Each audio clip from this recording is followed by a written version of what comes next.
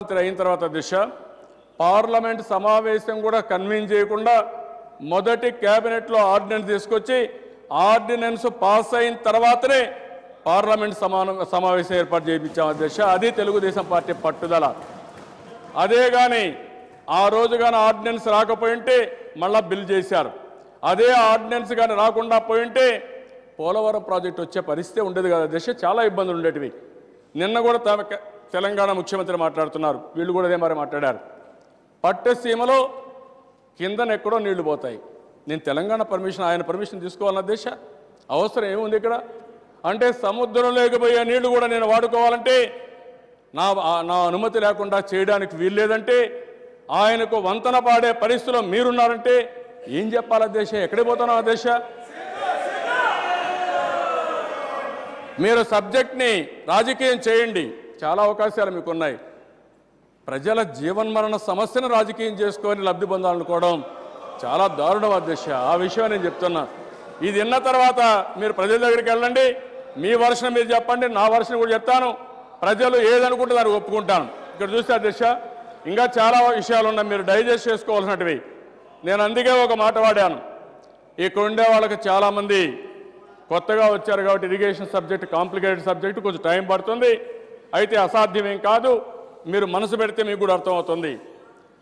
South ఇండియాలో అధ్యక్ష, దక్షిణ భారతదేశంలో ఈరోజు నీళ్లు ఎక్కడన్నా ఉన్నాయంటే ఒక్క గోదావరిలో ఉన్నాయి. గోదావరి కూడా పైన నుంచి మీరు చూస్తే అధ్యక్ష డిఫరెంట్ దగ్గర నుంచి డిఫరెంట్ నదులుగా వచ్చి కడాన మనకు వచ్చే కొందికి ఆంధ్రప్రదేశ్ సబరి ఇవన్నీ వచ్చి మనకు మ్యాక్సిమం వాటర్ సముద్రంలోకి పోయే పరిస్థితి వస్తుంది. ఈరోజు తెలంగాణలో ఈ యొక్క ప్రాజెక్టులు కట్టుకోవాలంటే ఇచ్చంపల్లి, దేవాదులు నేనే ఫౌండేషన్ వేయించాను. దేవాదుల అదే మరి చేవేళ్ల ప్రాణహిత, అదే మరి తర్వాత వచ్చింది దొమ్మగూడెంకైతే అపోజిషన్ లీడరు దొమ్మగూడెం ప్రాజెక్టు కావాలని లెటర్ రాశారు, కానీ పట్టిసీమ మాత్రం వద్దంటున్నారు. ఎందుకో నాకైతే అర్థం కాలేదు. అది కూడా ఉంది. అది ఒక విషయం అధ్యక్ష. ఇది అయిన తర్వాత ఈరోజు ఆవరేజ్న 20 సంవత్సరాలు నీళ్లు తీసుకుంటే 3000 టీఎంసీ ఆవరేజ్న సంవత్సరానికి సముద్రంలోకి పోతున్నాయి అధ్యక్ష. ఈరోజు మనకు వచ్చిన అవకాశం మీరు చూస్తే అధ్యక్ష, గోదావరి వాటర్ కృష్ణా డెల్టాకు తీసుకురాగలిగితే గోదావరి వాటరు మీకు నేరుగా ఏదైతే కృష్ణా బేసిన్ కానీ మిగిలిన రిజర్వాయర్ తీసుకురాగలిగితే చాలా ఉపయోగపడే అవకాశం ఉంది అధ్యక్ష. కృష్ణ చాలామంది మాట్లాడుతున్నారు, నీళ్ళు ఏదో పెద్ద ఎత్తున ఉన్నాయనుకుంటున్నాం. పైనంతా ప్రాజెక్టులు కట్టారు. ఒకప్పుడు వరద మనకు వచ్చేది, ఇప్పుడు వరద రావడమే గగనమైంది. ఇప్పుడు మామూలుగా 75% నుంచి బ్రిజేష్ కుమార్ మిశ్రా ఏదైతే ఇది ఇచ్చాడో దాంట్లో 65% డిపెండబిలిటీ తీసుకున్నారు. దానిపైన అలొకేషన్ కూడా చేశారు. ఈ రెండు వల్ల మీరు చూస్తే ఇంకా మనకు వచ్చే నీళ్లు తగ్గిపోయే పరిస్థితి వస్తుంది. ప్రతి సంవత్సరం కృష్ణా డెల్టాకు సకాలంలో నీళ్లు రావడం లేదు. దానివల్ల లేటుగా పంటలు వేస్తున్నాం. లేటుగా పంటలు వేసే దానివల్ల పూర్తిగా ఈ యొక్క సైక్లోన్స్ దెబ్బతినే పరిస్థితి వచ్చింది. నేను ఒక 100-150 గంటలు ఆలోచించాం అధ్యక్ష. డిపార్ట్మెంట్ మొత్తం కూర్చొని పెట్టాం అధ్యక్ష. మంత్రి గారు కూర్చున్నాం అధ్యక్ష. 3-4 సెషన్స్ నాకుండే అనుభవంతో అన్నీ చేసిన తర్వాత మా మినిస్టర్ గారు కూడా పట్టుదల ఉంది, కొత్తగా వచ్చాడు, ఆయన కూడా గైడ్ చేయాలనే ఉద్దేశంతో నేను కూర్చున్నప్పుడు మొత్తం ఎగ్జామిన్ చేసాం, బ్రెయిన్ స్టార్మింగ్ సెషన్ చేశాం. చేసిన తర్వాత మాకు వచ్చిన ఆలోచన అధ్యక్ష, ఏవైతే ఇరిగేషన్ ప్రాజెక్ట్స్ ప్రాధాన్యత క్రమంలో తీసుకోవాలి. నేను ఈరోజు మాట్లాడడం కాదు అధ్యక్ష, గడిచిన 10 సంవత్సరాలుగా అపోజిషన్లో మాట్లాడాను. ఇంకొక విషయం కూడా గుర్తుపెట్టుకోవాలి అధ్యక్ష, నేను ముఖ్యమంత్రిగా ఉన్నప్పుడు మీరు చూస్తే టెండర్లు ఇష్ట ప్రకారం ఎవరంటే వాళ్ళు ఇష్ట ప్రకారం వేస్తున్నారనే ఉద్దేశంతో ఒక పద్ధతి ప్రకారం టెండర్లు వేయించాలని ఆ రోజు ముందుకు పోయాం అధ్యక్ష. నేను పోలీస్ స్టేషన్లో కూడా టెండర్స్ వేసే కార్యక్రమం పెట్టాం. ఎందుకంటే కొంతమంది రౌడీలు ఎక్కడికక్కడ టెండర్లు క్యాప్చర్ చేస్తూ ఉంటే వీళ్ళ ఆటలు సాగడానికి వీలు లేదని ఎస్పీ దగ్గర కూడా టెండర్లు వేయించే పరిస్థితి వచ్చింది. అదే మాదిరిగా సుబ్బరామరెడ్డి అని ఒక సిఈని క్వాలిటీ కంట్రోల్లో పెట్టి మొత్తం కంట్రోల్ చేశాం అధ్యక్ష. అందుకే తెలుగుదేశం పార్టీ టైంలో 1,13,000 రూపాయలు ఎకరాకైతే అదే కాంగ్రెస్ పార్టీ కన్సీవ్ చేసిన ప్రాజెక్టు చూస్తే 3,52,000 రూపాయలు ఎకరా ఖర్చు పెట్టారంటే ప్రజాధనం ఏ విధంగా దుర్వినియోగమైందో మీరు ఒక్కసారి ఆలోచించుకోవాల్సిన అవసరం ఉంది.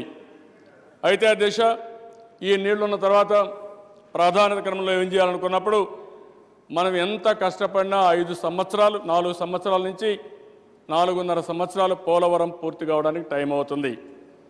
ఈరోజు చిత్తూరు జిల్లా, ఇక్కడే శాసనసభ్యులు ఉన్నారు, మదనపల్లి, పుంగునూరు, కుప్పం, పలమనేరు, ఈ ప్రాంతాల్లో రాయిచోటి, ఈ ప్రాంతాల్లో చూస్తే 1200 నుంచి 1500 అడుగులు గ్రౌండ్ వాటర్ కిందికి వెళ్ళిపోయింది అధ్యక్ష.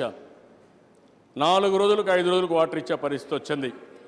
అయితే ఈ నీళ్లు తేవాలంటే నేను ఒక మాట చెప్పాను మా నారాయణ గారికి, మినిస్టర్ గారికి, మీరు ఎక్కడ తెస్తారో నాకు తెలియదు, ఎంత డబ్బులని ఇస్తాం, ట్యాంకర్లు పెట్టండి, బోర్లు వేయండి, మీరు నీళ్లు తీసుకురండి, కనీసం 2 రోజులకు ఒకసారి ఏమంటే 3 రోజులు తీసుకొచ్చారు. ఇప్పటికి అధ్యక్ష 2 రోజులకు ఇవ్వలేకపోతున్నారు. అవన్నీ చూసిన తర్వాత నాకు అనిపించింది, ఈ ప్రాంతాలని ఆదుకోవాలంటే నీళ్లు లేకుండా కాలువలు దోవమంటున్నారు. వాళ్లకు ప్రాధాన్యత లేకుండా, అవి కూడా విషయాలు నేను చెప్తాను అధ్యక్ష, ప్రాధాన్యత లేకుండా చేశారు. కానీ నేను ఇవన్నీ చూసిన తర్వాత ఒక పద్ధతి ప్రకారం పట్టిసీమ ప్రాజెక్టు రావాలి. ఈ పట్టిసీమ వల్ల కుడి కాలం ఉంది, పోలవరానికి 70-75% పూర్తయింది. పట్టిసీమ నుంచి నీళ్లు తీసుకొచ్చి కుడి కాలువకి వేస్తే కృష్ణా డెల్టాకు నీళ్లు వస్తాయి. కృష్ణాకు డెల్టాకు నీళ్లు వస్తే పైన శ్రీశైలం దగ్గర నుంచి ఆ నీళ్లని మనం డైవర్ట్ చేసుకోగలిగితే కడప, కర్నూలు, అనంతపూర్, చిత్తూరు, నెల్లూరు ఈ 4 జిల్లాలకు నీళ్లు ఇచ్చే అవకాశం వస్తుంది. అక్కడ కూడా హంద్రినేవా ఉంది, అదే మరిగా గాలేరు నగిరి ఉంది. ఈ 2 పూర్తి చేయగలిగితే ఇమ్మీడియట్గా మనం నీళ్లు ఇచ్చే అవకాశం వస్తుందనే ఉద్దేశంతో నేను ఈ ప్రాజెక్ట్ని కన్సీవ్ చేసి నేను ఒక ఐడియా ఇచ్చాను అధ్యక్ష మా డిపార్ట్మెంట్కి. అక్కడి నుంచి వాళ్ళు ఎక్సర్సైజ్ చేశారు. ఇది బాగుందనే ఉద్దేశంతో వాళ్ళు ముందుకు వచ్చారు అధ్యక్ష. నేను ఇంత మునిపే మీకు చెప్పాను అధ్యక్ష, రాష్ట్రంలో కట్టే ప్రాజెక్టులు కానీ పాత ప్రాజెక్టులు కానీ 1500 టీఎంసీ నీళ్లు నిల్వ చేసుకునే రిజర్వాయర్స్ మనకున్నాయి. 1500 టీఎంసీ నీళ్లు కానీ రిజర్వాయర్ నీళ్లు నిల్వ చేసుకుంటే 1:2 అంటే మనం 1.5 టైం రిజర్వాయర్ నీళ్ళు వస్తూ ఉంటాయి, మళ్ళీ పొలాలకు ఇస్తాం, కొత్త మళ్ళీ నింపుకుంటాం, అంటే 1.5% ఎక్కువగా ఉపయోగించుకునే పరిస్థితి వస్తుంది. ఆ విధంగా చూస్తే 2250 టీఎంసీ నీళ్లు మనం ఉపయోగించుకునే అవకాశం వస్తుంది. ఇది చేయగలిగితే ఆంధ్రప్రదేశ్లో కరువు అనే మాట ఉండదు. అందుకే ధైర్యంగా ఆంధ్రప్రదేశ్ని కరువు రహిత రాష్ట్రంగా తయారు చేస్తామని చాలా స్పష్టంగా హామీ ఇచ్చాం అధ్యక్ష. దానిపైన అధ్యక్ష